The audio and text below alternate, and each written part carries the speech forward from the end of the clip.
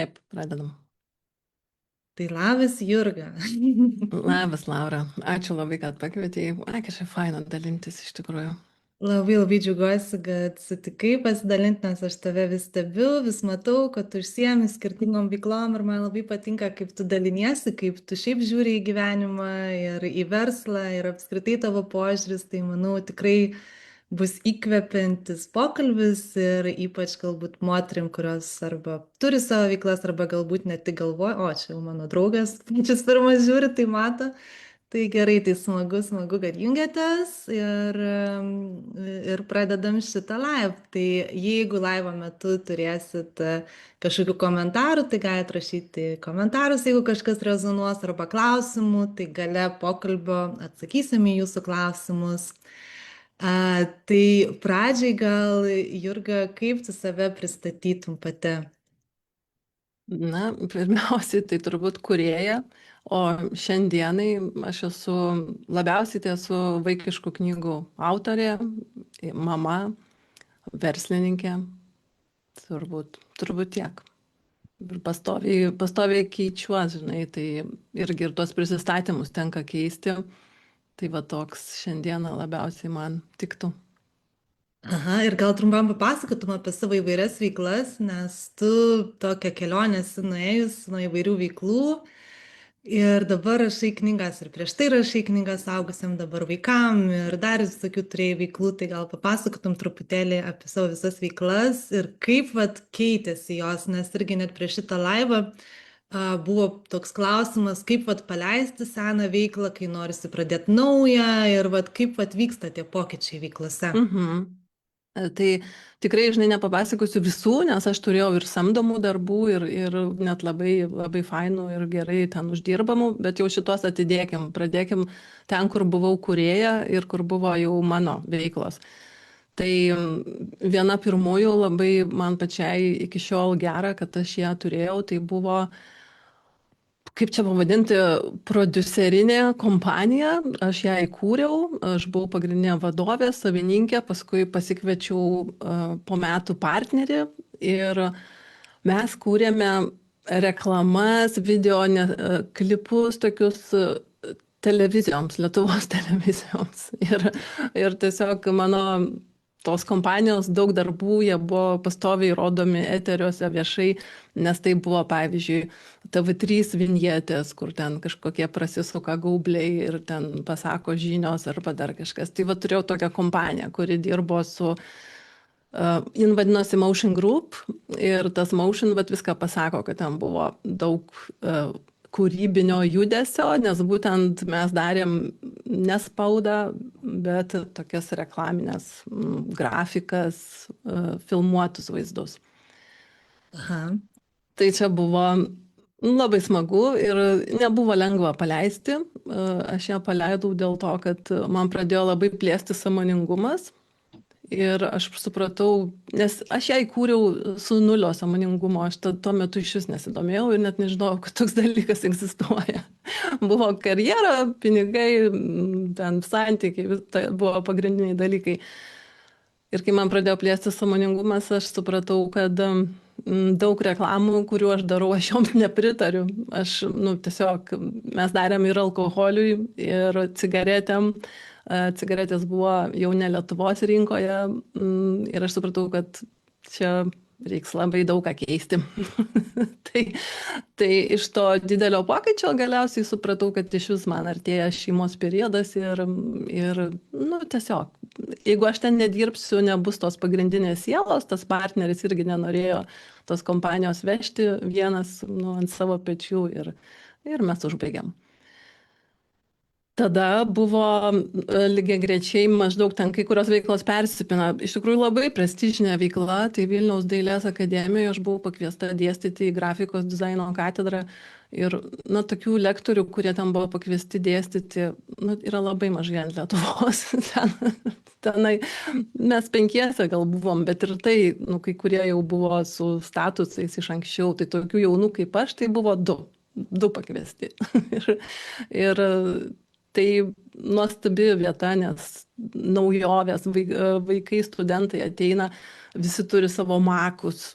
Ta prasme, ką domina Vilniaus akademija, tai tikrai labai rekomenduoju. Naujos klasės, naujos patalpos. Man irgi, nu, kaip buvo nustebę, kad aš išeinu paskui ir sakė, mes tau ruošiam karjerą, ruošiam daug didesnius, nu, irgi kažkokius postus, ar tikrai. Ir irgi nebuvo lengva, bet aš supratau, nu, manęs niekur nebeveda šitas kelias, man ateina va, vėl sąmoningumas, nauji dalykai, man reikia transformuotis, reikia praeiti. Ir aš kai transformuosiuos, aš nebegrįšiu į tą veiklą, kažkas bus naujo. Tai va, tai ir tą paleidau, tada buvo knygos parašytos mano, iš tikrųjų, pirma, tai visiškai bestselleris jau ten užskaityta ir ten knygynuose. Aš parašiau pirmą savo knygą ir iškart bestselleris tapo. Antra buvo tęsinys, jinai irgi ten pasiekė tos bestsellerio statusus, bet jau gal nebuvo ant tiek ten pirmose lentynose, knygynuose išdėta. O kodėl tu manai, jos tapo bestselleriais? Kaip tu pati galvoji? Manau, žinok, tavo tas knygas. Manau, čia labai daug, žinok, suėjo dalykų. Mano gal toks tiesiog, kad aš dariau nuoširdžiai ir labai aš dariau tą knygą tokią, kad jinai taptų transformuojanti, kad jinai tą, kas skaitys, tą personą transformuotų. Ir aš manau, kad tada, nu, tai tarsi sutampa su visatos vibracijom, žinai, nu, tai, ką tu skleidi per savo verslą, per savo veiklą, ir jeigu tai sutampa su visatos planu į ateitį, kokia jinai nori būti, ir jinai, žinai, žiūri, šita knyga gerą energiją skleidžia, jinai reikalinga, irgi tikrai reikalingos tos transformacijos, tai palaikom ją. Nu, vat, žinai, jeigu žiūrėti iš tokio požiūrio, tai aš manau, čia yra, kad tinkama energija atitiko vibracijas, kurios atitinka visatą. Jeigu žiūrėti iš marketingo požiūrio, ten irgi labai daug galima, žinai, surasti kodėl, nes tai buvo toks stulbinantis atvirumas. Aš rašiau tokius dalykus, apie kuriuos žmonėm gėda papasakot apie save. O aš tiesiog ėmiau ir parašiau, nes kaip žmogus išgirs tą vidinį dialogą, jeigu nebus, žinai, tos tiesos. Tai tiesiog, manau, iš kurio požiūrio bežiūrėsi, tikrai atrasi, kodėl jos tapo. Aš pat irgi norėjau paminėti tą atvirumą ir tą tiesą, nes, nu, galbūt vis tiek žmonės, kai yra kažkas labai tikro ir tas atvirumas, jie labai rezonuoja su tuo dažnai, nes iš esmės, nu, knygos, nu, tokio tipo knygas galbūt ir verta rašyti, kad jos, nu, ir yra atviros, nes, nu, tokių paviršinių ar kažkokių tokių nelabai giliai einančių galbūt daug yra ir jos taip giliai nepaliečia, bet jau kažkas yra tokio atviro, drąsaus, kažkas, manau, pažadina tai ir kitame žmoguje kažką tokio, vat, kažkas suvirpa ir vat, per tą tikrumą, per tą atvirumą susikuria toks tarsi nematomas ryšys ir žmonėm patinka ir jie vat, perka tada tas knygas, ar galbūt čia net galima daug kur tą patį principą pritaikyti tikriausiai marketinge, komunikacijoje ar produktas žmonės kuria. Taip, aš manau, kad kiekvieno žmogaus irgi kūryba, jinai turi potencialą skleistis, jeigu žmogus ją darydamas ir pats auga. Ir tada vėl tai yra palaikoma, būtent ir iš visatos, ir iš kūrėjo, ir visiems reikalinga ta transformacija. Ir tam, kam reikalinga, tas ir prisijungs prie tavo tos kūrybos, palaikymu, pirkimu, ten plėtimu. Tai manau, kad čia dar irgi svarbu, kad žmogus tiesiog kažkaip nedarytų automatiškai, bet jisai tame augtų. Gerai, tai tęskim toliau tavo visą karjerą. Taip, aš užsirašius, nes aš užmirštu pastoviai, kiek aš tų veiklų turėjau. Taip, tai toliau vadinosi Lotus Art ir buvo jau šeimoje, aš labai tuo metu domėjausi vedomis ir man norėjosi išbandyti tos vedų rekomenduojamus ilgus sijonus moterim ir ką jie duoda, ar jie tikrai tą energiją duoda. Ir aš pasigėdau gražių ilgų sijonų. Ir tada aš įkūriau gražių sijonų, tik ilgų, tik maxi ilgio. Tokia kaip studija. Studiją mes kūrėm, ten net ne vienas žmogus kūrė, ten buvo ir atėję keli dizaineriai. Ir tokia irgi draugę prisikviečiau ir mes tiesiog kūrėm ilgus sijonus vienetinius ir pardavinėjom. Tai Tai labai juokinga, nes irgi aš dar kaip bandžiau prisiminti tas veiklas ir su vyru kalbėjau ir sakau, bet palasakau, ten buvo tokie laikai, kad mūsų parduotuviai net nebuvo galima nusipirkti, žinai, buvo parduotuvė, bet be jokių sudarytų, nu, kad tu paspaudi ir perki, o turėjai skambinti, skambinti arba rašyti. Ir vis tiek, va, tų klientų turėjom ir kūrėm ir nu, buvo tikrai labai, labai įdomu, labai gražu. Šitą Mhm. veiklą nebuvo sunku paleisti, nes aš tiesiog ją išbandžius labai greit supratau, kad nu, arba reikia nuspręsti, kad aš dabar būsiu rūbų dizainerė jau ilgesniam laikui, žinai, kokiam 10-mečiui. Ir tada tikrai gilintis jau į audinius, nu, į viską gilintis, žinai, į kirpimus. Aš tikrai pati nesiuvau, aš turėjau siuvėjas, bet nu, reikia vis tiek gilintis. Ir arba aš tą darau, arba, nu, ta mano firma, žinai, sustos dabar ant tos lenkščio, kur yra ir jinai nebetobulės. Jinai, žinai, turėjo pradmenis, turėjo tą impulsą, bet reikia tobulėti. Tai ir aš, žinok, nusprendžiau, kad aš nenoriu būti rūbų dizainerė. Nu, ta, kuri, žinai, daug išmanys ir gyvens toj srity. Ne, nu ir viskas. Ir kai aš išeinu, tai ir visi partneriai, visi viską. Pas mane taip yra. Visi išeina, niekas nebepaveža, žinai, tos tokios pradžios, kurią padariau. Tada buvo Lila LT, tai gal irgi net kažkas esate girdėję, mes rašėm sąmoningus straipsnius. Tai buvo portalas, kuris rašė sąmoningus straipsnius, visi straipsniai buvo apmokami ir nu, ta prasme, kad sumokama už darbą, kas ten viską daro, ir mes gyvenom grinai iš rėmimų. Ir irgi mums rėmė tiek paprasti žmonės, kur kartais ten ir 10 eurų perveda, bet rėmė ir tokie stambesni rėmėjai, kur gavom ir jau tūkstančiais. Tai irgi, nu, tai atrodo toks keistas verslas, bet nu, ne visi tokį įsuka. Tai aš iš tikrųjų per visą tą Lilą nepasėmiau savo nei euro. Irgi, aš buvau taip nusprendus, va čia tokį padaryti kažkokį labdaringą dalyką. Tai ta Lila irgi egzistavo, tie sąmoningi straipsniai. Nerašėm jokių užsakomų straipsnių, tik tai tuos, kurie tikrai turėjau partnerę, irgi tik tai tuos, kurie man ir mum abiem patiko ir manėm, kad verta apie tos parašyti žmonės, veiklas. Tai va tiesiog maksimaliai skleidėm tokį sąmoningumą, kas egzistuoja Lietuvoje. Čia buvo lietuviams apie Lietuvą sąmoningumo srity. Nu ir dar paskutinė veikla, tai yra, aš turėjau tikrai labai santykių seminarų, santykių lektoriavimo, santykių konsultacijų ir emocinių konsultacijų, nu tokį kaip lektorės visą tą ir įvaizdį, ir tikrai labai daug daviau, nes tikrai buvo padaryti didžiuliai nuostabūs seminarai su dideliais ratais žmonių, kur ten net neatsiminsiu, ten kelios dešimtis, bet aš, pavyzdžiui, dariau daugumą visko online. Ir šita veikla irgi mane taip pradžiugino, aš tada supratau, kaip aš gerai jaučiu tą visatos pulsą, žinai, nes įsivaizduok, tuo metu, kai aš lektoriavau ir aš sugalvojau padaryti didžiausią savo įmanomą seminarą apie santykius ir padaryti jį online ir atiduoti maksimumą, ką aš turiu tuo metu visi turėjo savo kabinetus, pasikviesdavo žmonės į savo kabinetus, į savo studijas. Ir aš sakau, ne, aš darysiu online. Ir mano vyras irgi sakė, nu, eik, nu, pas tave ateitų ten minios gyvai, kodėl tu darai online? O aš taip jaučiu, kad reikia daryti online, žinai, ir taškas. Ir aš ten pasiėmiau 3 mėnesius pasiruošimui, ten, nu, žodžiu, pas mane buvo didžiulis pasiruošimas kaip super profesionalės, kaip aš tą medžiagą išdėstysiu, ten pasiruošiau, kaip viskas, kaip atrodys, kad aš eisiu į studiją, kad aš ne namuose darysiu, aš eisiu į studiją, kur mane filmuos, operatoriai tenai viską, žinai, reguliuos, visą dieną vyksta seminaras. Ir ką tu manai, ir prasidėjo covidas, ir, ta prasme, ir visi buvo tik tai 3 kart laimingesni, kad aš jį darau online. Ir va tada, nu, irgi, žinai, supratau, kad aš esu, nu, kartu su ta visata ir žinau, ką reikia daryti. Ir kad reikia klausyti savo tos intuicijos ir va taip ir daryti, nu, kad ir ką tau sakytų kiti. Tai va, tai šita irgi buvo tikrai didelė, sėkminga veikla. Bet, žinok, vienu tarpu aš supratau, kad aš kažką turiu dar atrasti daugiau. Aš nesu lektorė, aš taip supratau. Ir kad ir kaip tai buvo man sėkminga ir lengva, iš tikrųjų man lengva buvo būti ta lektorė.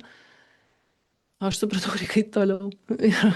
Ir kai kuriuose atvejuose tiesiog pradėjo iš vis nukristi toks noras, nu, kažką tarsi mokyti, žinai, įkvėpti, toks tiesiog nukrito, norisi pasikalbėti, pasidalinti, atsiverti, bet, nu, bet ne tai, kad, žinai, taip imti ir viską dabar tave išmokyti, kaip turėti laimingą gyvenimą.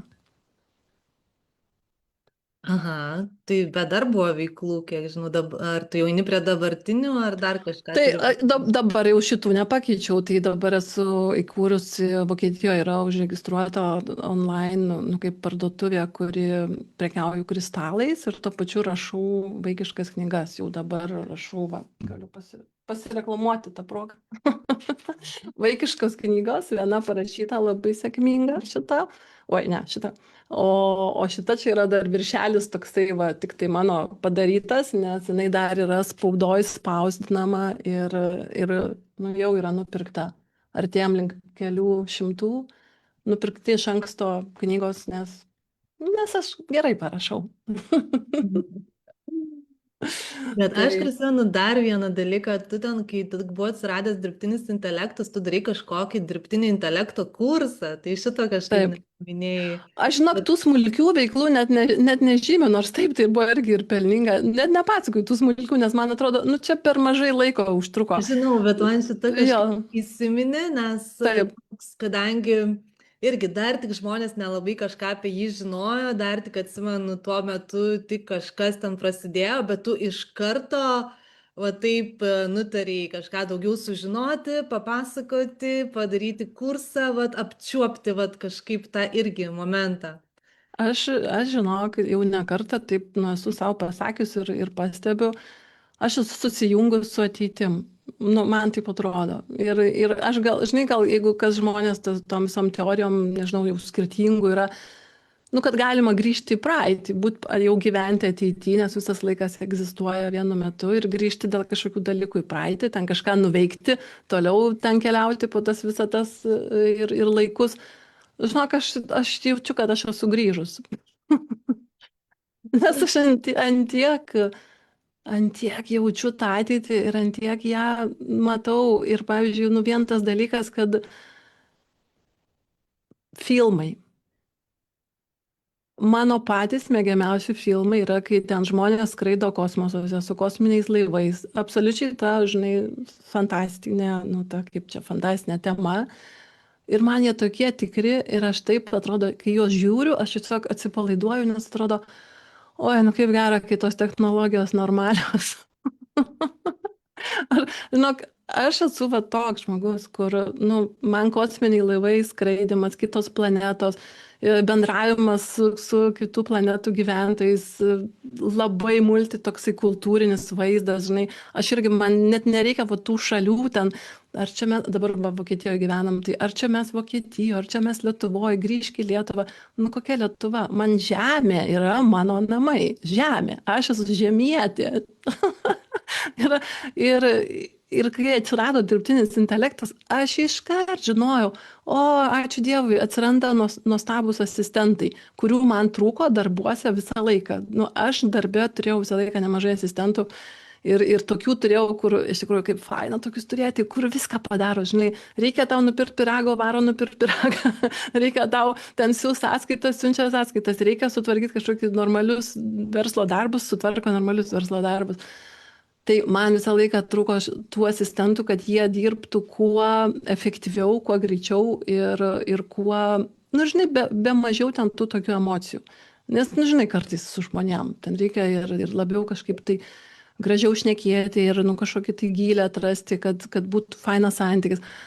Tai, bet kai atsirado dirbtinio intelekto pradmenis, aš iškart žinojau, ateina asistentai žmonėms. Tiesiog vat, profesionalams, kurie norės savo srityje tobulėti, ateina labai nuostabus asistentai, nes jie bus, nu, tiesiog daug tobulesni ir greičiau dirbs, o žmonės galės tapti labiau profesionalais tada. Tai kai aš pamačiau, kad ateina dirbtinis intelektas, tai, žinai, aš pirmiausia norėjau pati išmokti kuo daugiau. Ir aš tada žinojau, kad jeigu aš padarysiu kursą, tai aš tikrai mokinsiuos. O jeigu... Tikrai kažkada tokių idėjų irgi kartais turi, tai kartais laiko nerandu padaryti kursą, bet ir aš Tai esu va, galvojus, tai va, nu, nes aš senai tu pats esu... mokaisi ir tada ruoši medžiagą, taip, taip. Taip, aš žinau, kad jeigu kiekvieną dieną bus paskaita, tai aš turėsiu, nu, aišku, mano tas kursas ir vadinosi pradinukams, nu, tokiems, žinai, pradedantiesiems, nesakiau, kad aš čia esu dirbtinio intelekto profesionalė, Bet man atrodo, bet tuo metu visi buvo ganėtinai taip, pradedantieji, nes tik ten taip. atsirado, nežinau, ar net čia GPT dar buvo atsiradęs, ten, nežinau, labai buvo ten, atsimenu, tik atsiradę kažkas tai. Ten buvo tik atsiradęs GPT ir jisai buvo dar tikrai su labai labai, nu, nepalyginsi kaip Tai dabar. niekas net neįsivaizdavo, ką čia daryti galima. Taip, Toks, tai buvo labai platus. taip. Ir aš tam kursą iškart rodžiau, kaip galima taikyti, nu, rašymui, nes man aktuali sritis, kaip galima taikyti gyvenime, nu, visam klausimam ir kaip galima taikyti netgi piešimui, nes irgi man buvo aktuali sritis ir aš iš karto rodžiau, nu, piešimus, ten fotografijas, visokius interjerus, kaip galima irgi tą taikyti. Atsimenu, dar tada būdavo tas, wow, čia galima įsidėti savo veidą ir ten padaro, kažką dar ten nelabai gerai padarydavo, atsimenu, tuo metu ten ne taip kaip dabar, bet jau ten buvo tas toks wow efektas, kad, o, kaip tu čia gali save ir taip įsidėti, Taip, ir toks, nu, taip. tai... Tai ir įsivaizduoju, vėl, čia man vieninteliai Lietuvoje, visoje Lietuvoje, man vieninteliai atėjo iš karto mintis, kad, pavyzdžiui, o tai reikia užsiregistruoti Facebooko grupę, kur jinai vadinsis dirbtinis intelektas. Ir nieks nebuvo dar tokios grupės, nu, kaip paėmęs, žinai, padaręs. tai aš tos grupės netęsiau ir dabar stovi ten tokia, nu, numirusi, bet tą vardą, žinai, dirbtinis intelektas, kur nėra jokio papildomo žodelio, aš pasiėmus ir pati pirmą, nu, Facebook'e užregistravus lietuvišką pavadinimą. Tai va, tai čia mano tas pajautimas ateities ir kad, va čia tai reikia šitą imti. Man dabar toks kyla klausimas, labai norisi paklausti, koks tavo santykis yra su gausa, su pinigais, nes tu taip kalbi apie tas veiklas, o atėjo įkvėpimas, darau tą, ar tau svarbu kažkaip uždirbti iš tos veiklos, ar tu apskritai kažkaip gal nelabai jaudiniesi gyvenime dėl tų pinigų, koks tavo santykis yra su pinigais ir kuriant veiklą, koks yra santykis su pinigais? Nu, kuriant veiklą, žinai, man svarbu, kad, nu, tai tikrai iškart svarbu, kad tai neštų pelną. Nu, bet vienintelis buvo tas Lila portalas, kur aš buvau nusprendus neimti savo iš viso nieko. Bet vis tiek mes generavom, nu, tos finansus, kad kitiem mokėtume už straipsnius. Tai man iš karto veikla turi nešti pelną, nes jeigu aš tik galvoju, kaip man fainai save išreikšti, tai čia nėra verslas, čia yra hobi. Ir viskas puiku, nu, bet tiesiog turi būti, žinai, tam tikri pavadinimai veiklų. Ar aš darau hobį, ar aš darau verslą. Tai pas mane turi būti tikrai pinigai iš karto. Aišku, kad jie ateis. Dabar tas jų kiekis tai labai priklauso vėl. Aišku, aš esu orientuota į kuo didesnį kiekį.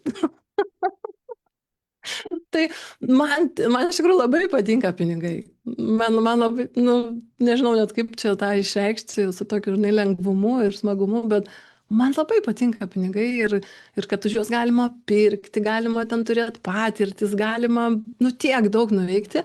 Ir iš tikrųjų toks paprastas dalykas, vat sugalvotas, nu, kažkokie popieriukai, ne? Ir jeigu tu jų prisikaupi, tai, nu, tu gali, vat, savo tada gyvenime čia visko daug pripirkti. Nu, man tai atrodo čia nuostabi sistema ir tokia paprasta, nes, nežinau, jeigu, pavyzdžiui, mums reiktų atiduoti ten kraują savo, ar už patirtis, arba, žinai, ten sveikatos dalis už patirtis, arba dar kažką, oi, tai, nu, skamba kaip sudėtinga sistema. Bet mes atiduodam laiką savo už pinigus, tai čia atiduodam. Laiką mes atiduodam bet kokiu atveju. Mes tiesiog sėdim ir laikas eina. Tai, žinai, vat, nu, norisi parodyti, kad jeigu kažkas galvoja, kad jis atiduoda laiką, jisai žiūrėdamas į sieną atiduoda laiką, jisai miegodamas atiduoda laiką, jisai, ką bedarysi, pas mumis laikas eina, nestovi. Tai tada renkiesi, nu, kur tu nori jį atiduoti. Tai aš visą laiką renkuosi, kad man būtų smagi vidinė veikla, žinai, aš nenoriu atiduoti ten, kur, nu, o, vėl pirmadienis, žinai, aš, žinai, keliuosi. Vėl pirmadienis. Tai vėl viską, tikrai net samdomuose darbuose, aš neturėjau nei vieno samdomo darbo, netgi kuris man nepatiktų. Aš net samdomus darbus ėjau ten, kur man iš karto patinka ir kur aš sakau, vėl pirmadienis. Tai O kodėl tu tada manai, žmonės yra darbuose, kurie jam nepatinka, arba kartais sako, nu taip, aš norėčiau daryti mėgstamą veiklą, ką myliu, bet man, vat, aš turiu uždirbti pinigus, tai va darau kažką galbūt, kas man nelabai patinka, kad galbūt turėčiau laiko daryti, kas man patinka, ir tada jie iš viso užstringa kažkokiam rate. Nu, man taip gavosi, kad aš mhm. kai buvau samdomam darbe, tai jau ten kelis metus norėjau pakeisti tą darbą, bet visiškai nežinau, ką ten daryti, kaip daryti, ir man čia saugu, kol galiausiai per COVID atleidinėjo žmonės, tai ir mane atleido ten kartu su ten 20 žmonių ir dar davė didelį išeitinę.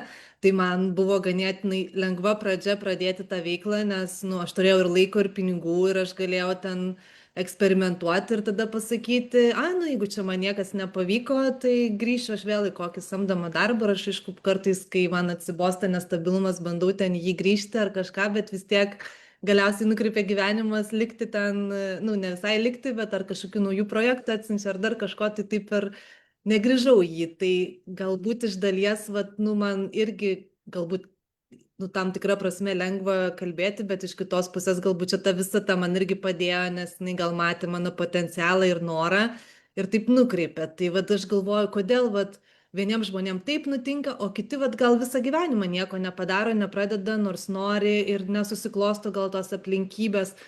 Kodėl va tokie skirtingi scenarijai būna, kaip tau atrodo? Nu, aš tai galvoju, kad čia tiesiog mes esam labai skirtingos kaip sąmonės, vėl, žinai, jau ne kaip žmonės, bet, nu, kaip sąmonės, kurios gyvena daug gyvenimų, kurios ten eina įvairiausius įsikūnijimus ir, na, kai kam, ir čia, o jeigu taip iš žmogaus pozicijos žiūrėti, tai yra pamokos, augimas, transformacija. Kiekvienas darbas yra nuostabi vieta transformuotis. Ir nu, kartais žmogus nelabai nori transformuotis, tai jeigu jam jau būtina pagal jo kaip sąmonės planą, ne, nu, tai jam taip truputį paspiria jį, žinai, vat, nu, tau, žinai, irgi COVIDas. Iš tikrųjų, man lygiai tas pats buvo. Aš turėjau labai gerą samdomą darbą, o aš buvau ta pati prodiuserė tik daug didesnėje kompanijoje ir mes tiek smagių darbų darėm. Ir irgi atėjo tas COVIDas ir tada, ne COVIDas, tada atėjo ta tokia kažkurių čia metų buvo tokia labai jau didelė krizė, kur tiesiog atleisdavo ten padaliniais žmonės. Tai va, aš ant šitos krizės irgi tada nu, buvau atleista su visu savo skyrium iš darbo ir aš nebūčiau pati išėjus. Nu, niekada nebūčiau turbūt išėjus iš tokios geros vietos, nors ir ten buvo ir sunkumų, ir kas nepatiko, bet tai labai buvo nu, įdomus darbas ir labai, labai gera alga. Tai, Dabar bet man... prisimenu apie tą krizę irgi noriu papildyti. Tai aš tokiam darbe visai kažkokios ten mano pareigos buvo asistentė ir per tą krizę irgi visus atleidinėjo, nu, tai ir ten mane irgi atleido ir atsimenu visi tada taip bijojo, kad čia dabar bus neįmanoma susirasti darbo, čia krizė, čia žodžiu visi bedarbiai. Aš ten prisintinėjau, atsimenu CV ir susiradau dar geresnį darbą, taip atsidūriau knygų leidykloje per pačią krizę. Ir iš karto ten įėjau menedžerio pareigas gavau, nes ten buvo toks motinystės atostogos ir ten reikėjo irgi su Rytų Europą, kas dirbtų ir kad kažkas, nu, žodžiu, taip kažkaip susidėliojo, kai žmonės per tą krizę visi ten be darbų buvo, ten skundėsi, tai dar geriau gavosi. Tai va toks irgi galbūt irgi nežinau, ar čia tas mūsų nusiteikimas gal labai priklauso, ar va tikėjimas, ar pasitikėjimas, va nežinau kas, kad va taip, nu va paima, o kiti va visai kitokią realybę gyvena tuo metu. Tai... Žinai, kiek, nu, bet irgi pastebiu tų istorijų, tokių va kaip tavo ir mano lygiai tas pati istorija. Man tai tada mane atleido ir man pradėjo skambinti klientai, kur aš dirbau toj kompanijoje, žinai, ir pradėjo skambinti, sako, tai tu nedirbi, o tai kur tu dabar dirbi? Žinai, sako, tai mes norim su tavim gaminti ten, žinai, viską tuos klipus. Ir aš sakau, nu tai aš savo turiu, žinai, bet dar neturiu. Bet kadangi matau, kad jau skambina, žinai, ne vienas klientas ir nori toliau tęsti darbus, tai va taip aš ir įkūriau tą pirmą savo Motion Group, tą tokią produsavimo, žinai, kompaniją. Tai Tai irgi, vat, mane paspyrė, bet ir atverė galimybės. Tai, žinai, aš, kai stebiu tas istorijas, aš galiu pasakyti, kad 100% visiems atveria galimybės. Tiesiog Bet reikia. klausimas, ar žmonėm laukti, ar jos kol paspirs, ar kažkaip įsidrasint, ar ir patiem kažką daryti. Tai gal tu tiesiog tada gali laukti ten 10 metų, kol ten tau atsivers kažkas, kur tas yra mūsų sprendimas. Nu, čia jau vėl taip juokingai atsakysiu, bet čia kaip kam maloniau. Yra žmonių, kur mėgsta, kad juos paspirtų. Yra. Nu, ir aš irgi tokia, žinai, buvau, bet iš tos pusės, kad, nu, pavyzdžiui, mane kaip paspiria, tai, žinai, aš taip, pala, supratau, nu gerai, ačiū, einu. Jau Žinai, laikas. jo, žinai, netokia, kad, žinai, kad, o Dieve, mane nuspyrė, žinai, kas čia bus, žinai, nu, net, žinai, tokia aš labiau, va, ta, nu, supratau, ačiū, maždaug, nebuvo čia smagu, bet, kaip sakyt, vertinu, žinai. Tai, nu, čia taip juokais atsakinėjom, bet, žinai, juk nėra vieno atsakymo. Nu, vieniem tikrai reikia, kad juos paspirtų, o kitiem reikia, kad, nu, jie patys padarytų žingsnį. Tai labai, labai padeda sąmoningumas, tada pradedi jausti, stebėti ženklus, nes nu, aš manau, kad, pavyzdžiui, tavo atveju, ne, sakykime, jau tu norėjai keisti. Ir jeigu tau nu, kažkas paskambintų ir sakytų, va, turim tokį super pasiūlymą, čia mums kažkaip tu labai tinki, gal tu nori perėti kitą darbą. Tai nu, negalima jau tokio ženklo ignoruoti. Ne? Nu, jeigu jau pats skambina pasiūlymas. Bet tavo atveju, žinai, nu, tau reikėjo perėti tą transformaciją, kad, žinai, išmetam, ten, tu nenueini kažkokį liūdėsi, nenueini ten savigailą, o iš karto siunti savai, randi viską ir žinai, keliaujam toliau. Tai va. Nu, ten mano išėjimas buvo, ten aišku, su visokių emocinių niuansų, bet aš tik po to atsisukus pasižiūriu, kad, nu, kai jau reikia išeiti iš to darbo, tai vis tiek būna visokių emocijų, nebuvo taip, kad, kaip gerai, dabar aš Ne, tai ten aišku. kurį laiką net neįsivaizdavau, ką aš darysiu ir tik palaipsniui ten susidėlioti. Aš dabar iš šitos perspektyvos galiu pasakyti, kad vat, viskas susidėlioja gerai ir aš net labai jaučiu, kaip man žingsnis po žingsnio ten dėliojasi, tai fotosesija draugė pasiūlė, tai website, tai kažką ateina, aš dar nežinau, ką čia man su visu tuo daryti, bet aš jau turiu nuotraukų į website, nu toks atrodo, ima lipdytis iš tokių trupinėlių dalykai. Ir, pavyzdžiui, su ta gausa, tai man irgi buvo labai baisu, nes mano tas visas mąstymas buvo įpratęs gauti pastovės pajamas, pastovų mėnesinį atlyginimą. Ir aš labai ilgai pati netikėjau, kad čia iš to galima gyventi, čia gerai, pabandysiu, čia kol turiu pinigų, čia pasižiūrėsiu.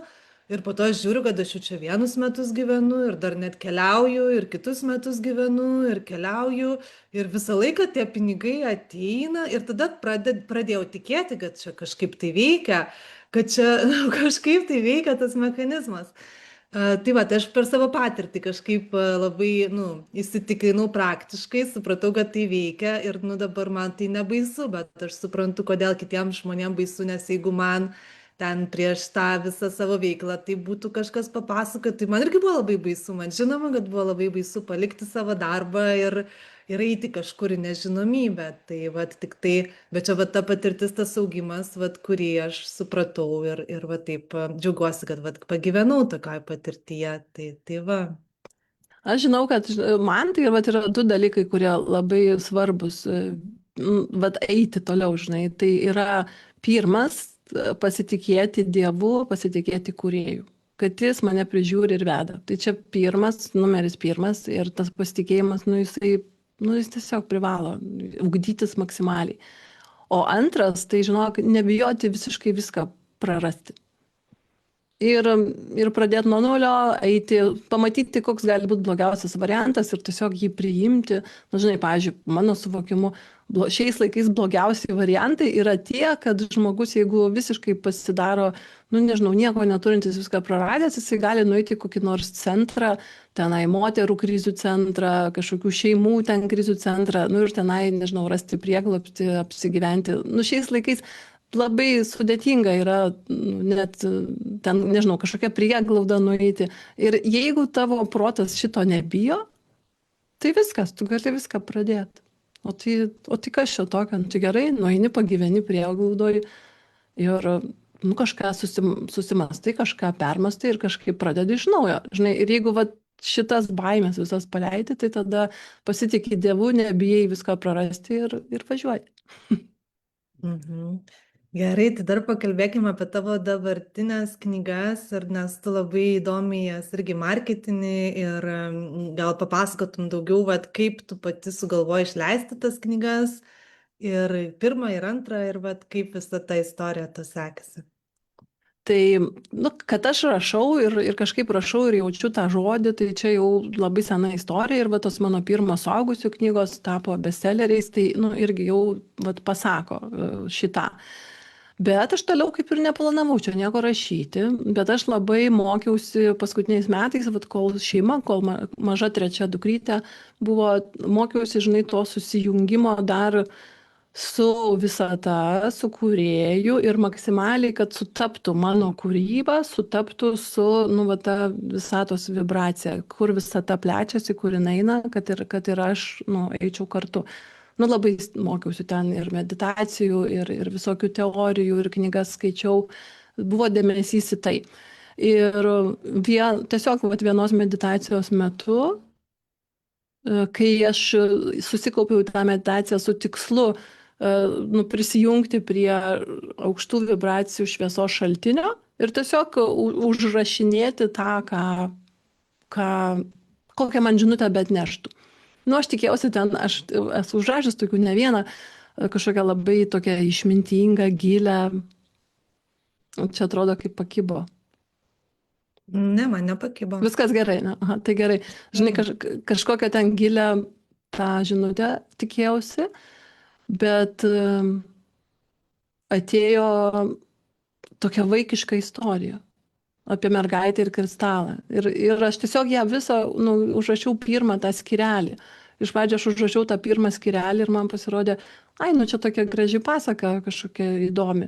Bet paskui supratau, kad tai gali būti daugiau dalių ir tada iš to gavosi visa knyga, tada jau vėl įjungiau ir kaip, nu čia buvo tokia kaip labiau sąmonės kūryba, bet įjungiau ir savo kaip žmogaus kūrybą, nes tada apipyniau ir iliustracijom paties dariau ir dar moksliniais faktais, nes supratau, kad ten jeigu knyga apie kristalą, tai labai smagu vaikam įvesti ir tikrų mokslinių faktų, kad viskas būtų, nu, jiems dar ir edukacija, ne tik tai smagi istorija. Tai pirmas impulsas buvo, kad tiesiog atėjo iš meditacijos ir aš supratau, kad tai reikia tęsti. Ir kaip tu sugalvoji planą, kaip tą knygą išleisti ir ją parduoti? Planas buvo labai paprastas. Tuo metu aš lankiau tokius kaip asmeninės konsultacijas, mokymasi grynai marketingo pas Aleksą Monako ir jisai man, nu, patarė, sako, nes aš iš tikrųjų neturėjau pinigų iš viso išleisti knygą. Knygą išleisti, nu, kainuoja.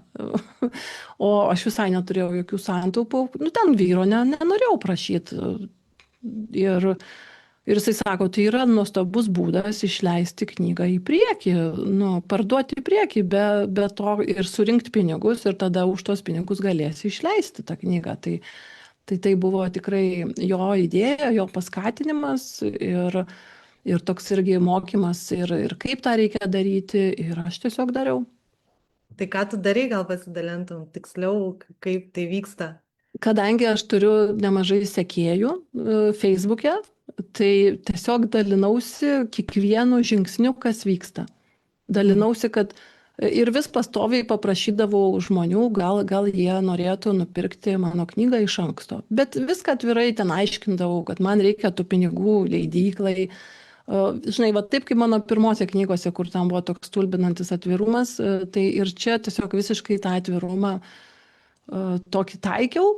Žinai, vat jau surinkau, pavyzdžiui, rašydavau tokius postus, jau surinkau pinigų redaktoriai. O dabar jau galiu pasamdyti redaktorę. Arba ten dabar balsuokim, kuris jums atrodo viršelis gražesnis. Ten išrinkau viršelį. Arba dabar ieškau spaustuvės. Nu, pigiausią spaustuvę radau Lenkijoje. Ir tokius, visų procesų dalinausi tiesiog maksimaliai. Aš manau, kad žmonės labai irgi smagiai įsitraukia į tą procesą ir jie irgi jaučiasi kartu kūrėjai, nes jie tikrai tampa kūrėjai. Jie padėjo daug dalykų man kartu apsispręsti. Ir netgi, pavyzdžiui, atsirado moteris, kuri man asmeniškai parašė ir sakė, aš susitarsiu, kad tu Lietuvoje spausdintum tas knygas ir tikrai tau suderinsiu geresnę kainą negu Lenkijoje. Ir tai įvyko. Tai va, tai iš to proceso, kad viską dalinausi ir stengiausi vis parduoti į priekį, nes būdavo kokie 2 postai tiesiog naudingi žmonėm, tiesiog pasidalinimai, 3 būdavo jau su nuoroda, kad gal jūs norite įsigyti. Ir va taip važiavau, kad kol surinkau visiškai visus finansus ir ta knyga išėjo, kaip parduota į Tai, man priekį. atrodo, minėjai, ar ne 400 knygų vien su organiniu marketingu, ar Taip. Tai ten buvo, kažkas apie 400, nepilni 400, ten gal buvo 350, kai jau ta knyga jau stovėjo apčiuopiama, ir jau buvo į priekį nupirkta gal 350 vienetų jos. Aš kaip dirbus leidybui, nežinau, ar vis dar tokie patys skaičiai panašiai, bet jau jeigu parduodi 1000 knygų, tai jau skaitosi ganėtinai gerai, ta knyga parsiduoda.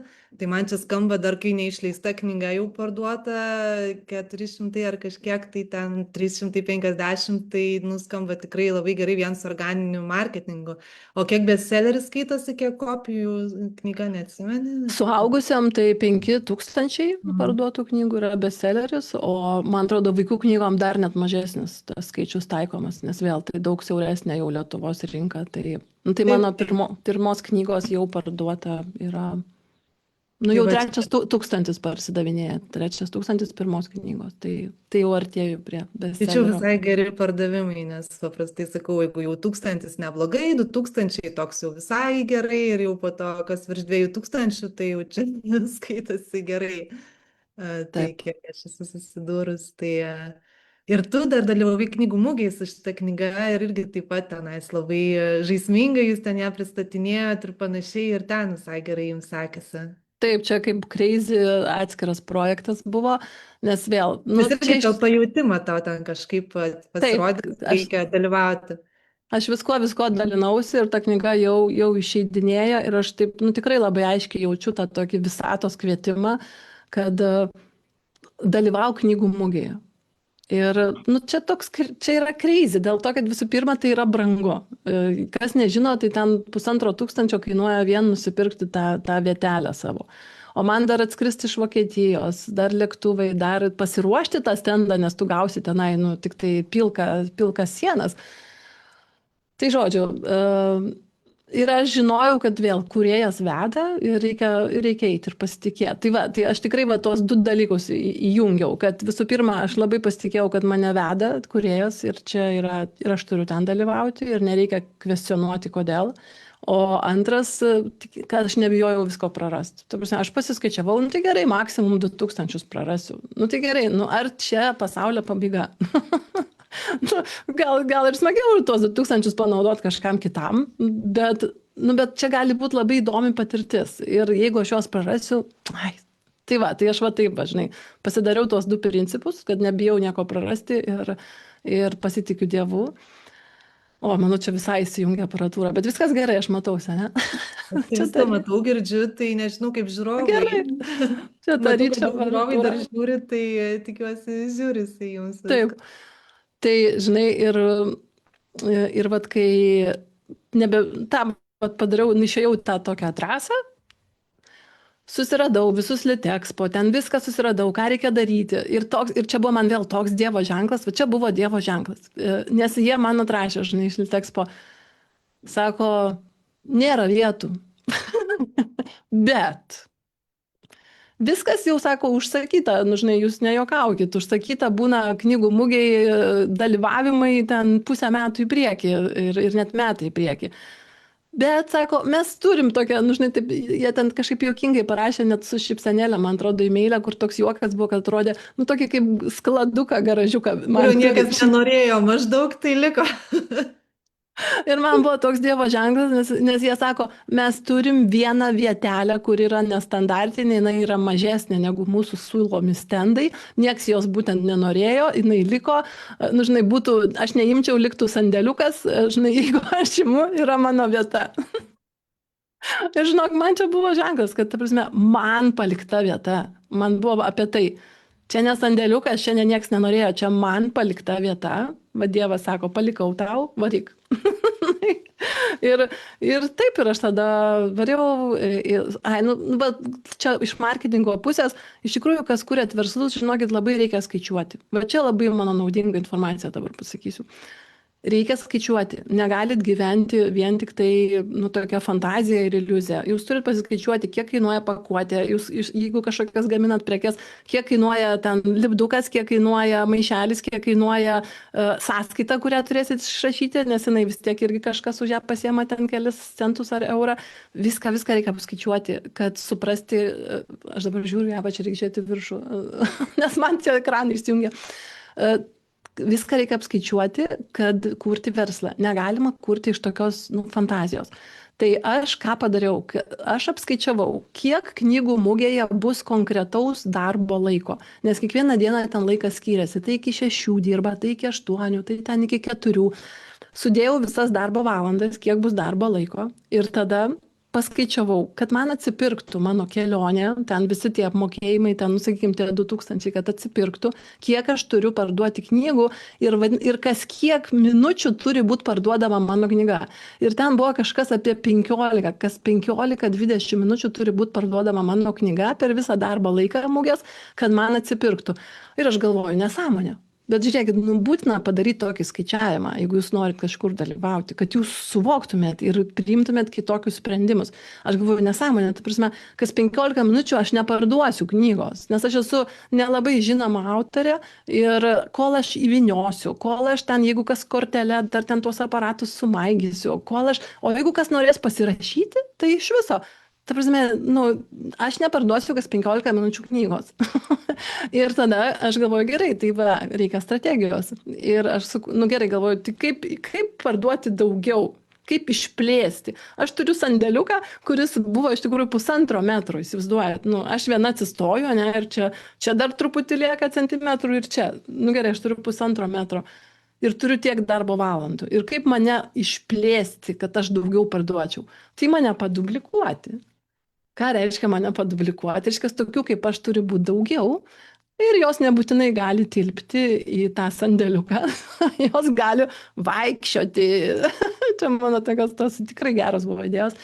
Tai ką aš dabar konkrečiai sugalvojau, kad man reikia savanorių moterų, kurios padės man prekiauti ir kurios nestovės mano vietoj, bet nes ten nėra vietos, ten 1,5 metro. Ir jos pasiims mano knygas ir tiesiog vaikščios ir siūlys žmonėm po mugę mano knygas. Ir taip aš save padublikuosiu. Tai dabar iš karto iki rezultatų nuostabių. Žinot, kas kiek minučių mes pardavėm po knygą?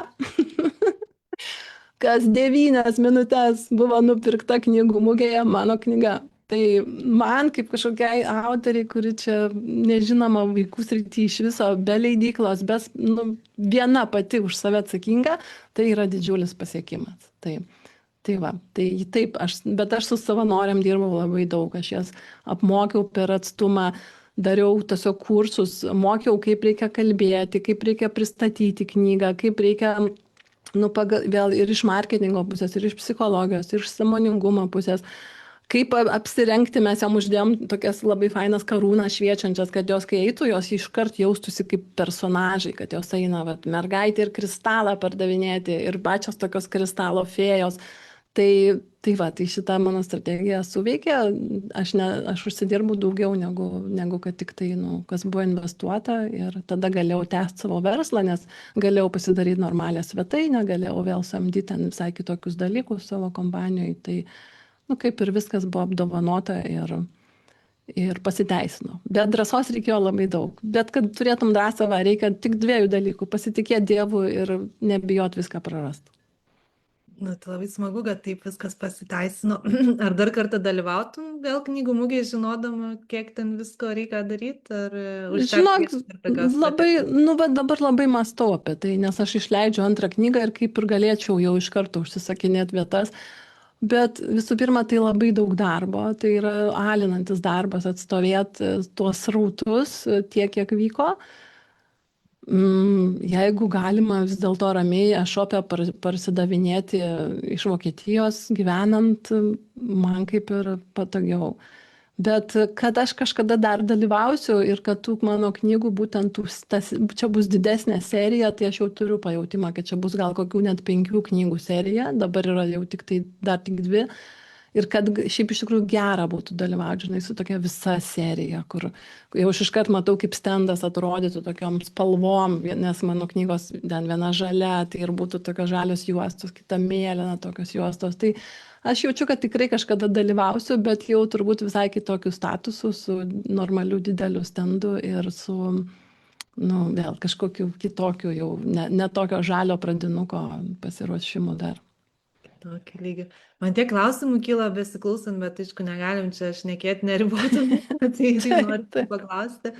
Tai gali surašyti žmonės, jeigu ką, į Jeigu čatą. kas turi klausimų, galite irgi paklausti klausimus. Aš tai norėčiau paklausti, tu taip su pasitikėjimu eini ir seki tais visais ženklais, sprendimais, ar yra buvę, kad sekėjai ir tikėjai ir galvoji, čia turi būti taip, čia viskas bus ir tokį gauni smūgį, kokį bam ir ne, čia ne ten kažkas, tai ne ten.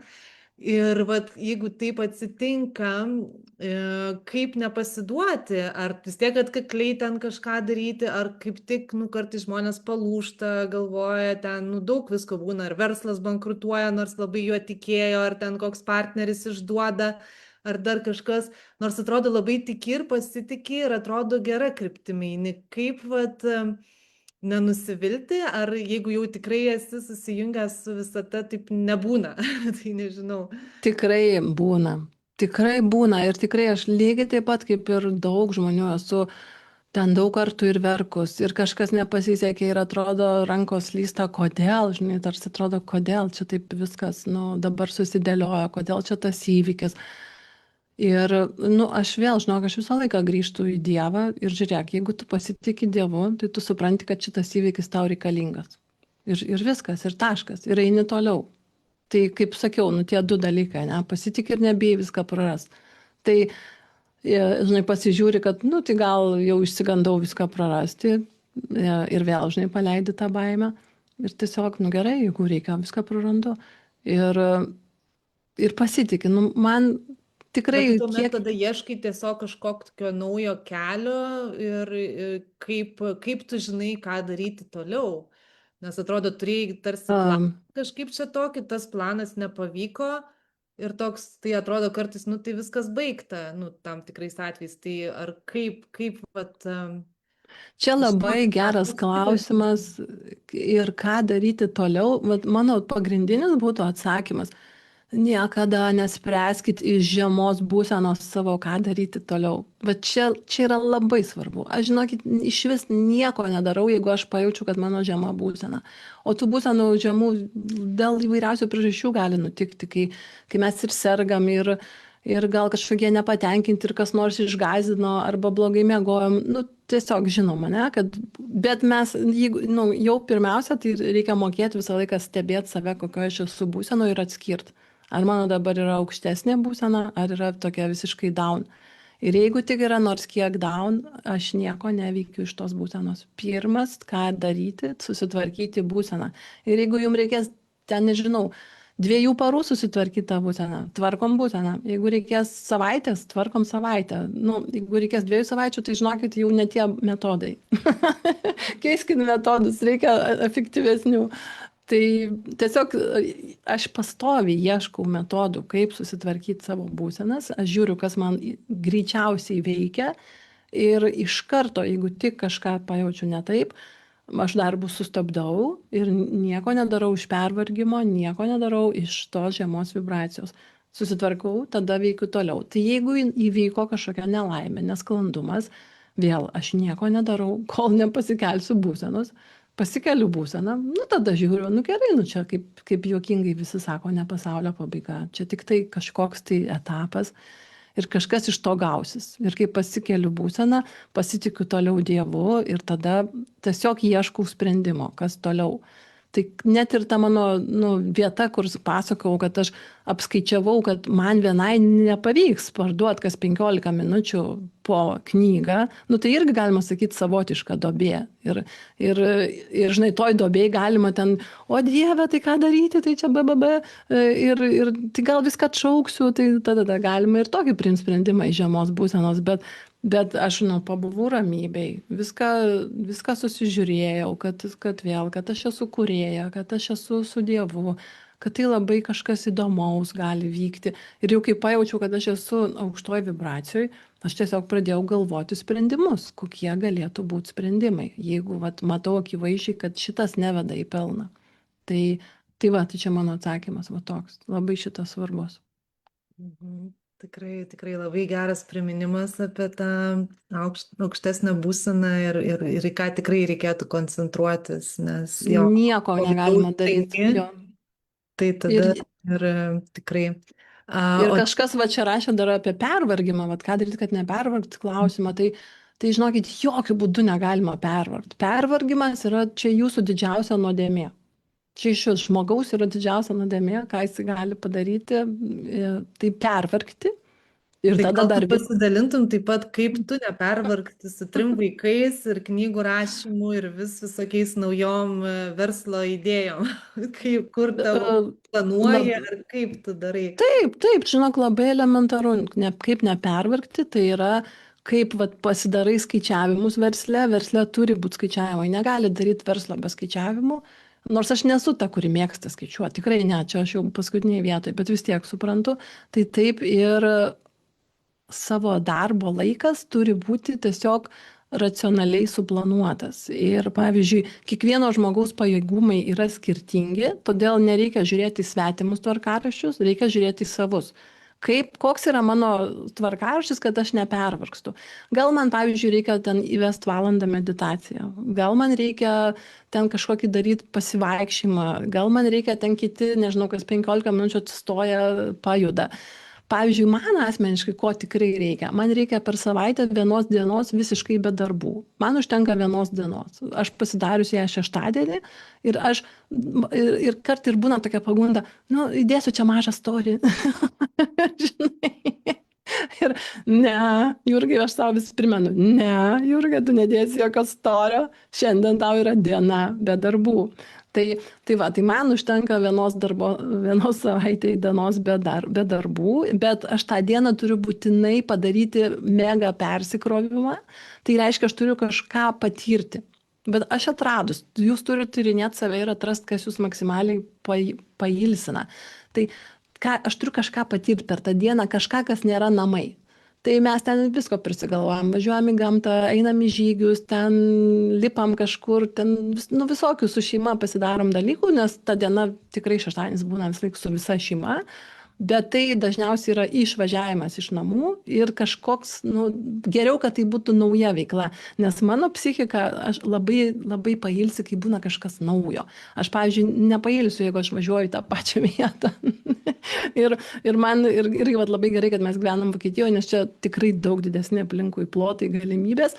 Tai mes į batutų parką, tai mes į baseiną, gerai, jeigu jau nebuvom tam baseiną ten kokį mėnesį, vėl galim į tą patį nueiti. Mes kažką šeštadienį peikiam ir realiai tą darom, aš tą darau dėl savęs, kad aš pailsėčiau. O dienos metu aš tiesiog keliuosi ten 6, pusę 7, būtinai pamedituoju, tai atneša man daug didesnę energiją. Jeigu aš nemedituoju, jeigu aš pervargstu, aš einu pamedituoti, valandą laiko atiduodu tam visiškai ir jeigu aš jau jaučiu, kad jau biškai pavargau, aš iškart atsitraukiu nuo darbo, iškart. Tada, jeigu net reikia tą darbą pabaigti šiandien, aš jau geriau atsitrauksiu, pavyzdžiui, aš leidžiu savo, nežinau, nueiti ten filmą pažiūrėti, aš leidžiu savo išeiti pasivaikščioti, vaikštau ten pusvalandį laiko, po pusvalandžio vėl griežtai pagal grafiką grįžtu toliau, tęsiu darbus. Jau aš geriau naktį pasėdėsiu, bet aš nedarau taip, kad, žinai, pervargau ir dar 1-2 valandas dar dirbu. Nu, tai va čia toks mano metodas. Taip kalbi, tarsi neturėtum 3 vaikų, čia knygą paskaitau, pavaikštau, bet Aš, nu, turit aš labai vaikų. multitaskinu Tai ir kaip aš vat, labai. ar jūs pasiskirstot su vyru tuos vaikus, ar kaip, nes nu, su vaikučiais visą laiką tai susirga, tai kažkas nutinka, tai jam kažko reikia ir tu ten gal dirbi, bet vaikai vis tiek kažko klausia, kaip vat, visas šitas procesas vyksta. Yra pas mus paskirstyti vėl labai aiškus prioritetai. Tai pavyzdžiui, aš irgi manau, čia yra labai toks geras verslo principas suvokti prioritetus. Tai pirmas prioritetas yra vyro darbas, nes jisai visą šeimą mūsų išlaiko. Daugiausiai pajamų atneša jisai. Vyro darbas. Jeigu kažkas yra svarbaus, kad dabar vyras turi būtinai dirbti, vadinasi, jisai dirba. Mano darbas, mano verslas yra kol kas tik tai antroji eiliai. Tada, jeigu kažkas nutinka su vaikais, tada iš karto prioritetas pereina į vaikus ir verslas mano nesvarbu. Čia nėra toks prioritetas, kaip jeigu kažko reikia vaikui. Nu kažko, nežinau, ten rimto, reikia pagalbos, reikia su juo pasikalbėti, reikia jį nuraminti, reikia dabar, nu, ten duoti jam truputį dėmesio, reikia valgyti padaryti.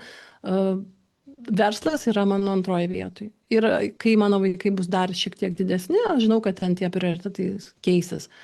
Ir, nu ir viskas. Ir va tada dažnai labai aišku. Mums visiems šeimoje labai aišku, kas nutinka ir kieno eilė. Jeigu vyrui dabar nėra būtina dirbti, o pas mane darbe yra kažkokie deadline'ai, tada mano darbas yra prioritetas, tada jau vyras žiūri vaikus ir nu, leidžia man dirbti.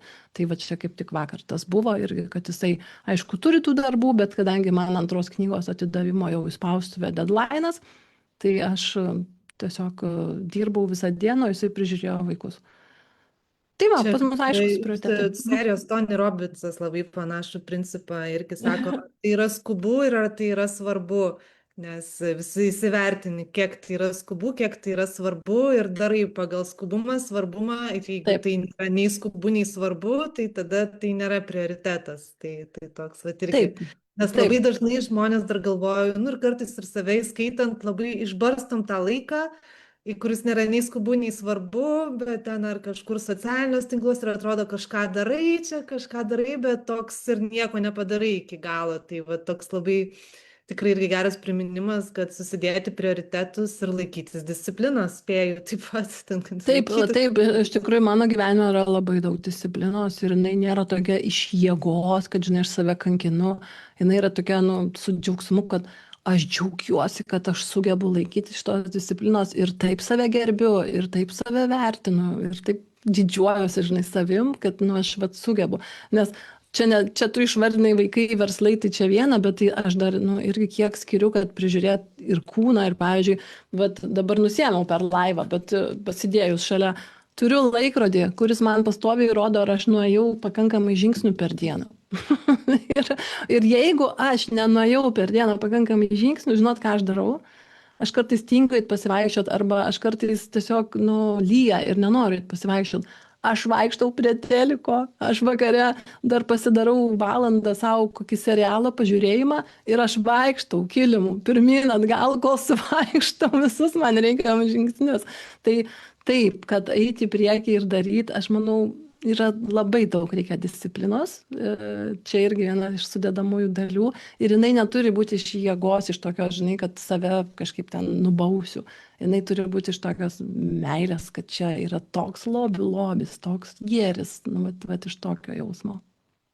Ir aš galvoju, toks irgi įsipareigojimas, gebėjimas įsipareigoti savo ir, nu, ir kitiems, nes tu ten irgi, sakai, turi grupę sporto, ten, nesakai, mačiau kažkur dalinaisi, kad sportuoti, tai kartais, vat, kaip pat savo negali įsipareigoti, tai kitiem padeda įsipareigoti irgi, arba kaip dalinaisi, kad, nu, darai tą organinį marketingą ir ten vis tiek daliniesi ir, ai, nėra knygų pardavimo, ai, kam aš čia dedu, vis tiek čia neperka, bet toliau dedi, toliau darai.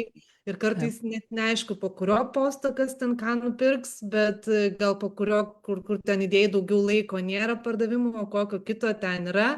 Ir toks, vat, nu, tiesiog įsipareigoji ir darai, ir nemeti tiesiog. Aš įsipareigoju, kas irgi labai padeda terminams. Irgi, vat, pavyzdžiui, esu pasakius ten, gerai, šitą dalyką aš darysiu ten versle iki va tos datos.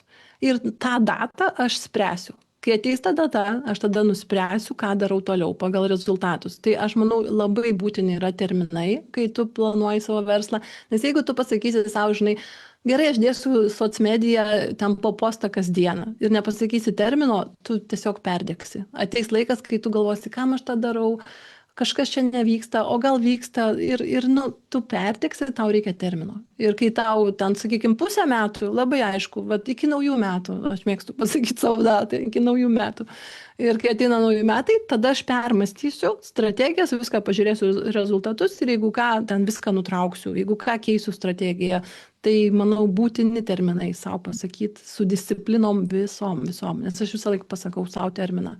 Ten valgysiu tą iki tada spręsiu, žinai, tu kažką susiplanuosiu, darysiu tokius veiksmus, ten medituosiu, kad ir kas ten kas rytą, darysiu mankštą kas rytą, iki tada vėliau spręsiu. Tai manau, kad tas svarbu.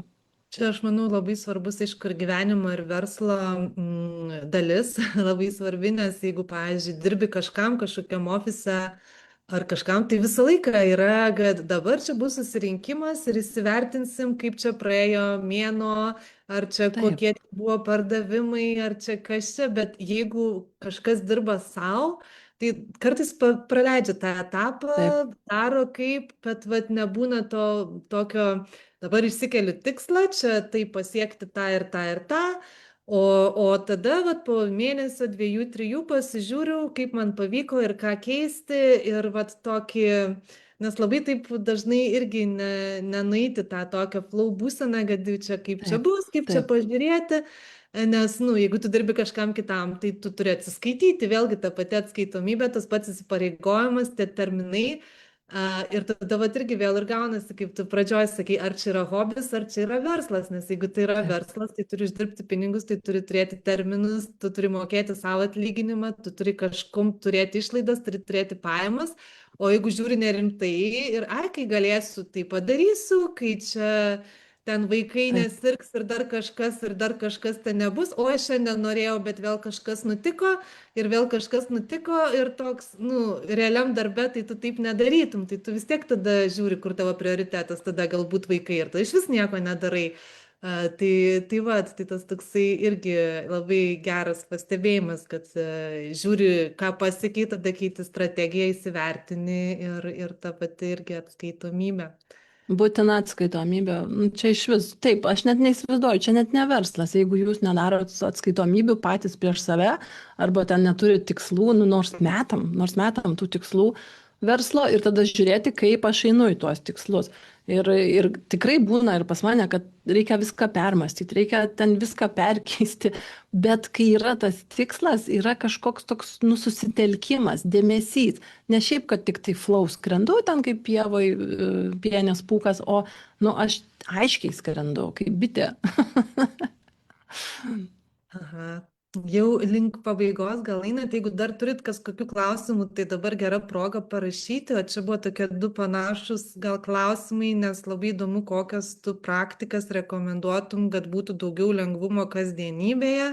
Ir kitas buvo irgi, kaip tvarkai savo būseną, kas tau veikia. Tai čia gal truputį panašus klausimai, bet kaip tvarkyti tą būseną, jeigu esi žemoj būsenai, kaip ją kelti ir galbūt kažkokios vienės praktikos.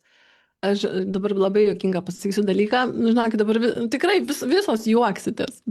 Man šiuo metu labiausiai padeda mano pačios padarytas audio įrašas meditacijos. Aš realiai įrašiau savo balsą medituojant, aš parašiau tokią labai išsame meditaciją, kur irgi ten mokiausi apie kvantinę sąmonę, ėjau į tą susitelkimą, ją pažinti. Ir galiausiai aš labai norėjau, bet čia buvo vienas iš tų ateities pajautimų, kad man to ir pačiai labai reikia. Aš pasidariau audio įrašą, netgi su medituojančiais kartu žmonėmis mes padarėm tą įrašą, kad būtų kuo daugiau apjungtos energijos. Ir aš dabar kas rytą klausausi pati savo įrašo. Bet tai yra mano etapas, kuris, tarp kitko, tas įrašas yra viešas YouTube. Jūs galite nueiti ir jį klausyti, kiek tik norit kartų. Tai turbūt įmesim nuorodą, ne?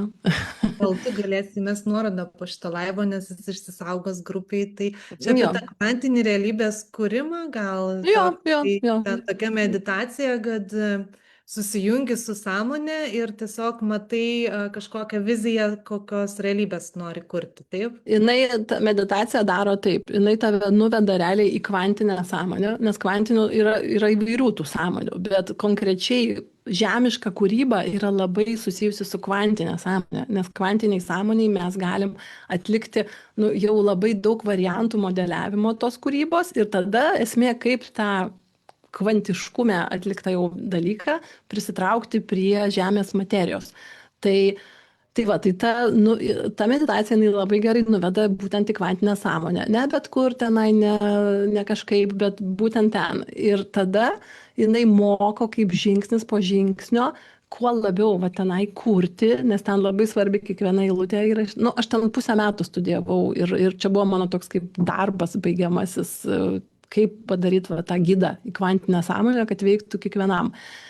Ir galiausiai vat, labai gerai, kad jinai maksimaliai priverčia tave materijoje padaryti veiksmą, tą meditaciją. Ir aš tiesiog darau. Aš žinau, kad mano ta meditacija ten yra žmonių, draugių mano, kurios irgi daro kasdieną. Ir aš jų neverčiu, aš visiškai net neprašau, kad jos darytų, bet jos sako, taip gerai veikia, taip man reikalinga. Tai va, tai mano viena iš praktikų šiandieną aš darau tą meditaciją, jūs galite nueiti į YouTube, parašyti Jurga Nadin Luko kvantinė sąmonė ir jau tikrai išmes tą mano kvantinę sąmonės meditaciją su tokiais žodžiais. Tai šitą man labai gerai veikia. Tada jeigu nukrenta vibracijos, vienas geriausių dalykų skaityti aukštų vibracijų tekstus man labai gerai veikia. Aš tiesiog pasiemu knygas, kur yra būtent jau, aš jas skaičius daug kartų, bet aš žinau, kad tai yra aukštų vibracijų parašyta mokytojo tekstai. Aš jas skaitau, truputį paskaitau, nors truputį. Kitas dalykas labai gerai atstato gamta. Eikit maksimaliai persikrauti į gamtą. Kokią tik turit aplinkui, nesvarbu, ten darželį, kokį nors, kur ten gėlės ravit, eikit į mišką, eikit vėl kažkur, gal yra kokių upių, krioklių, jūrų, ką turit aplink save.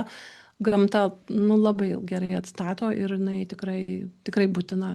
Aš va šeštadienį visą laiką bandau savo padaryti va tokį perkrovimą ir papildymą su gamta.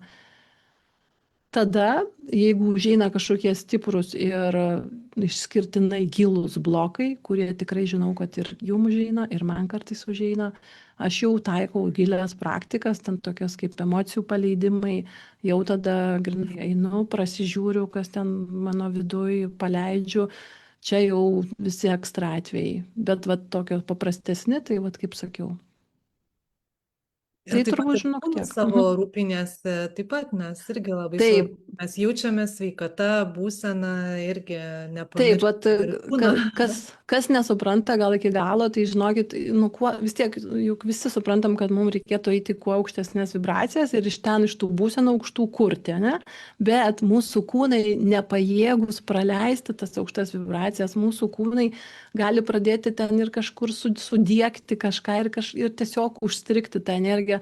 Mūsų kūnai turi būti maksimaliai ir jais privalom rūpintis maksimaliai.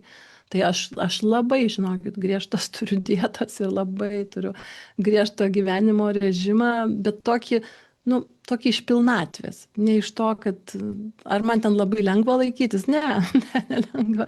Bet ar aš tiesiog net suprantu, kad nėra kito kelio. Arba mano kūnas turi maksimaliai atsistatyti nes po visų gimdymų, ten maitinimų vaikų tikrai buvo pervargęs ir netgi buvo smarkiai apsirgęs rimtai, bet aš nesėmiau vaistų, nesėmiau ten tokių hormonų terapijų, o pasakiau, kad kūnas pajėgus pats save išgydyti.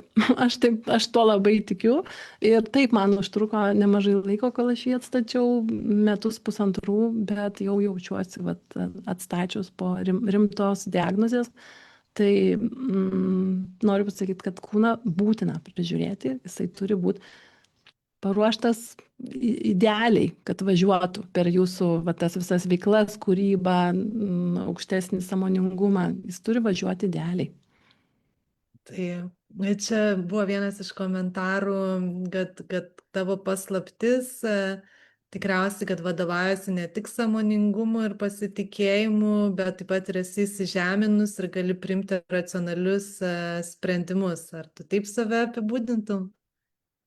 Aš tikrai Gali. esu labai, labai įsižeminus. Aš netgi sakyčiau, man gal būtų naudinga netgi vis dėlto turėti tą aukštesnį kažkokį polėkį į, nu, dar į tas aukštesnės vibracijas, dar į didesnius susijungimus. Gali būti, kad man gal būtų va šitas naudinga net labiau, nes man atrodo, mano įsižeminimas tai yra idealus. Toks, va šitoj vietoj aš labai stipriai save jaučiu ir prižiūriu ir visą laiką stebiu, kad tai vyktų, bet man asmeniškai vat, reikia stengtis kuo labiau dar eiti į tas vibracijas ir į tą išsiplėtimą sąmonės. O kai kam, pavyzdžiui, gal atvirkščiai, gal kaip tik jam tas išsiplėtimas yra jau super natūralus pasiektas ir ten kažkoks, o jam reikia vis save stebėti įsižeminime. Tai pas mane taip, aš manau, kad įsižeminimas yra labai Nes net tvarkoj. jeigu ir kalbant apie tą meditaciją, ten pasieki kažkokią įsiplėtimo būseną, bet vis tiek darai veiksmą, kad būtų kažkas materialaus, tokio apčiuopiamo, ne tik, kad išplėsti tą sąmonę, bet ir sukurti tada kažką Taip, tokio apčiuopiamo. taip, man neturi prasmės, aš gal kažkada pasikeisiu savo mąstymą, bet man neturi prasmės kūryba, kuri man nevirsta materija. Galima kurti ten aukštesniuose planuose visko, ko tik nori, kaip tik nori, bet jeigu tai nevirsta apčiuopiama, kieta, paliečiama materija, man tas šiai dienai neturi dar prasmės. Nu, kitiem gal ten yra kitaip, nu, man taip. Tai va, tai manau, gal tuo ir tada reikėtų gal pabaigti. Ačiū tau labai labai už, kad pasidalinai ir skyrai tiek laiko ir tikrai tiek daug gerų įžvalgų davėjai. Gal dar nuo savęs nori pabaigai kažką pridėti, be mano klausimų, tiesiog šiaip kažką pasakyti. Ačiū tau tiesiog, Laura, labai ir gera pasidalinti. Ir jeigu kažkas turės kokį ekstra klausimą, tai galit parašyti, aš peržiūrėsiu grupėje, nu, tuos Ir kokie visus. tavo tolesni planai išleisti antrą knygą dabar? Dabar tai jau visiškai planas, taip, aš turiu jau jau pirmą dieną atiduoti visą medžiagą knygai, kuri yra beveik paruošta, spausti užsakyta, viskas užsakyta, jau nupirkta, nu ten artėjom prie 200 nupirkta į priekį jau vėl knygų, bet čia jau tokie labai artimi planai, tada aš važiuosiu į Lietuvą, ten pasirašinėsiu tas knygas ir pirmiem žmonėm atiduosiu su asmeniniu palinkėjimu. O tolimesni, tai aš dabar matau, kad aš norėsiu išleisti tų knygų seriją. Ir man matau šiai dienai kokias 5 knygas.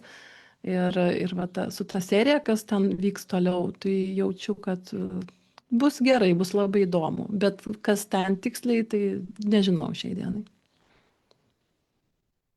Tai sėkmės tau su visom knygom ir tikiuosi, kad tikrai bus serija ir tikrai jos tęsis ir sėkmės kūryboje ir visokiose įdomiose veiklose.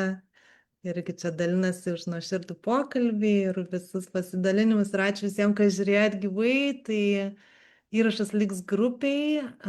Tikiuosi, kad išsisaugos ir dėkoju visiems. Ir dėkoju. Ačiū tau, labai ačiū tau, Laura, irgi tau visko, ko tik tai geriausio, kas tau harmoningiausia ir tegul vyksta lengvai, paprastai ir greitai. Ačiū labai. Iki. Iki tada, visiems iki.